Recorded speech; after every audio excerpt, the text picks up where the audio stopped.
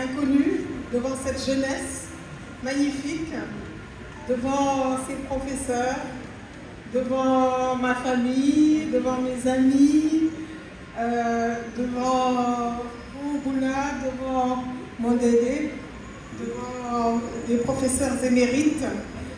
Je ne veux pas citer, devant ma meilleure amie qui a quitté la France pour venir avec son fiston aussi.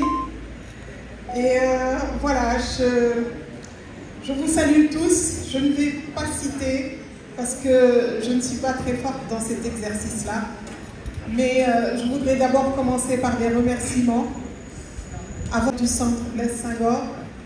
À toi, cher Foula, qui a orchestré ce magnifique événement, à toute l'équipe de la direction du livre qui s'est donné corps et âme pour donner du lustre à cette journée mondiale qu'elle a réussi à démultiplier à travers tout le pays. Voilà, je n'ai pas de mots plus puissants que merci, mais c'est un merci exprimé du fond de mon âme pour vous dire ma reconnaissance et mon bonheur de vous voir et de partager ce moment avec vous pour célébrer cette journée mondiale du livre et du droit d'auteur. Je mesure l'honneur qui m'a été fait de voir mon roman Rouge Silence sélectionné parmi des centaines d'autres, au moins aussi intéressants, sinon plus. Si je suis devant vous aujourd'hui, c'est moins par mon talent personnel que je me garderai de sous-estimer. C'est moins donc par ce talent que par l'ambition et le travail acharné d'un homme qui se bat depuis plusieurs années contre les cimetières de livres, contre l'ensevelissement des auteurs, contre les désastres de la civilisation, mais surtout pour l'éclosion de la parole artistique, pour le rayonnement des talents, pour que la lumière gagne sur l'ombre. L'homme à qui je souhaite rendre hommage, c'est Ibrahima Lo, qui est assis à côté de moi.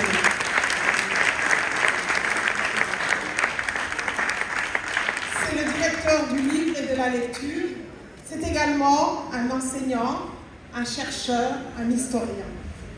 Je tiens à témoigner avant tout de son talent pour aller chercher le meilleur de chacun, avec une bienveillance hors du commun et une compétence remarquable. Si j'ai pu mettre mes émotions au service de ma plume, si j'ai réussi quelquefois à dépasser des peurs, des angoisses, c'est qu'un mot, un geste suffisent quelquefois à redonner foi en l'humanité, à repousser le manque de confiance et surtout à regagner la ferveur de l'engagement et la fièvre de l'écriture. Merci donc Ibrahima pour ce que tu as accompli dans le cadre professionnel des miracles quotidiens. Madame Foula Tourigagne, qui a tenu l'organisation de cette journée avec tellement de professionnalisme, ne dira pas le contraire. Merci donc à toi Foula, à vous aussi, monsieur le directeur du Centre Blaise Senghor, je réédite, et à toute l'équipe de la direction du livre et de la lecture. Si j'existe en tant qu'auteur, c'est parce que mon livre a été publié. Merci à mon éditeur, M. Abdoulaye Diallo, ici présent, les éditions L'Armatan. Si j'existe aussi en tant qu'auteur, c'est parce qu'il y a eu des lecteurs et des lectrices qui l'ont acheté, qui l'ont lu. Je pense à M. Bounasek qui est ici et qui m'a donné ses impressions. Je pense à M. Abdoulaye Diallo qui est là, qui a lu, qui m'a donné ses impressions. Je pense à M. Magaï Kassé qui est là aussi, à M. Magaï Touré, à tous les professeurs, à André-Marie Diagne et à Annie Colli qui sont, mais comment dire, je n'ai pas de mots, à Kumba qui est là, qui me galvanise. Hein? Voilà.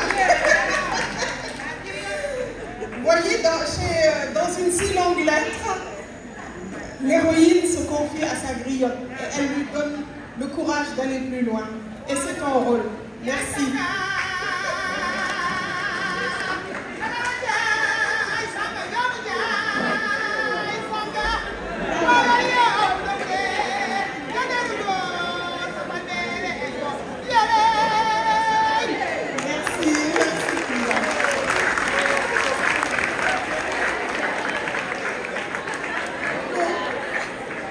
Merci beaucoup aux enseignants qui sont là. Merci Anta, merci à vous tous qui êtes là. Merci à vous, la jeunesse, l'espoir. Merci à toi Niémé, à vous tous qui m'avez accompagné.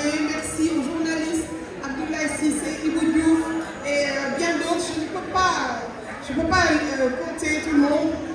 Merci surtout à toi Michel, qui m'a accompagné par Mons et par Vaux, partout au Sénégal. Merci à toi Mariama, merci à toi Marie-Jo, qui est une immense poétesse et qui nous fait l'honneur d'être là aujourd'hui. Alors,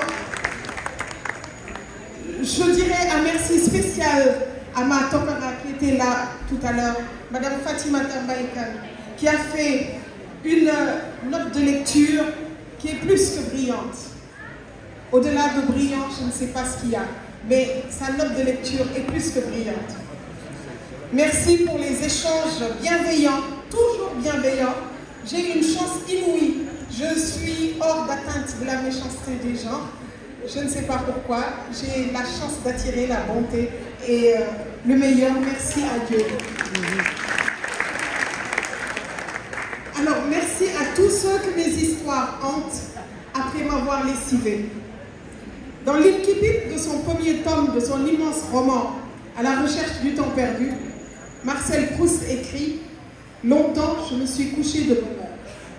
Cette phrase ultra célèbre, je l'ai longtemps méditée en me disant « Mais quelle chance quand même il avait le narrateur de pouvoir se coucher tôt et ainsi allonger le temps du rêve et de la lecture. » Je l'imaginais sous les draps, une torche dans une main, un livre dans l'autre, les deux objets tombant l'un après l'autre, lorsque le narrateur vaincu par les bras de Morphée entrait dans l'ardeur du rêve et dans le rêve de la liberté. Car c'est bien ainsi que je conçois le livre, surtout le roman, ce genre si particulier qui donne à voir les émotions les plus enfouies, les histoires les plus pittoresques, les aspirations les plus profondes. Il est le genre dans lequel peuvent cohabiter harmonieusement tous les autres genres. Celui qui réussit à hisser la banalité des quotidiens en existence sublime. C'est pour cela que j'aimais lire des romans lorsque j'avais votre âge, les enfants. C'est pour cela que j'aime les écrire. Pouvoir créer des personnages universels en qui mes lecteurs peuvent s'identifier, avec qui ils peuvent, sans risque, assumer une liberté farouche, se rebeller, souffrir, trahir, hurler, voyager et par-dessus tout, vivre pleinement, aimer fiévreusement, se soigner gratuitement. Par la vibration des mots, démolir ces petites misères et les transformer en aventures intercontinentales. Par la démystification des silences, lever les voiles de la nuit pour voir la beauté des étoiles.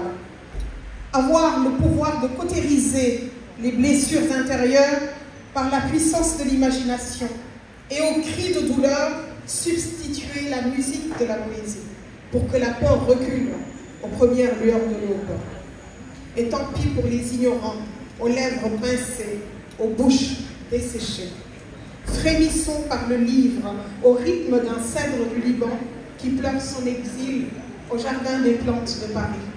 Effleurons la tombe de la princesse Selma au cimetière de Bobigny. Les bras grands ouverts, embrassons Marie et Sarah, graines à la dérive, que le cœur te ramenait à bon port.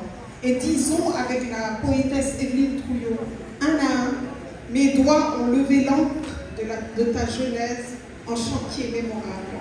Car c'est bien de cela qu'il s'agit, desserrer la mémoire et reléguer les calculs, pour offrir la page frémissante et recevoir la pensée vivifiante, et ainsi donner une place dans la vie au bonheur et à la joie. Et si nous décidions de prendre du plaisir par nos histoires recréées, entremêlées, émouvantes, et si nous nous abandonnions aux univers multiples de l'imaginaire, loin de l'incarcération du banal et du tintamarre du réel, et si nous suspendions le temps, l'espace de la découverte d'un livre, et si nous entonnions tous ensemble un Magnificat, tel que celui que chanta Marie, enceinte de Jésus à la gloire de Dieu, suivi d'une Maoulidiyat, panégyrique sublime du poète, du prophète, sallallahu alayhi wa sallam. Oui, tout est possible en littérature. Terroriser les terreurs, boire la soif, manger la faim, voguer sur une mer de papier, danser sur un nuage facétieux, caresser la tendresse du bleu, découvrir ce qui est plus haut que soi, et au hasard d'une rencontre, trouver l'amour, le vrai, celui qui se cache au-delà du réel. Merci pour votre attention. Merci aux espoirs de la banlieue qui, encore une fois, aujourd'hui, se sont surpassés. Vous nous avez fait rire, vous nous avez émus, vous nous avez enseigné des choses. Merci. Merci à toi aussi. Et je voudrais avoir, avant de terminer, avoir une pensée pour le professeur Malik Ndiaye, qui est parti aujourd'hui, pour le professeur Kouro Kagnon, qui est parti il n'y a pas très longtemps. Je voudrais qu'on leur accorde une prière et une pensée. Merci beaucoup.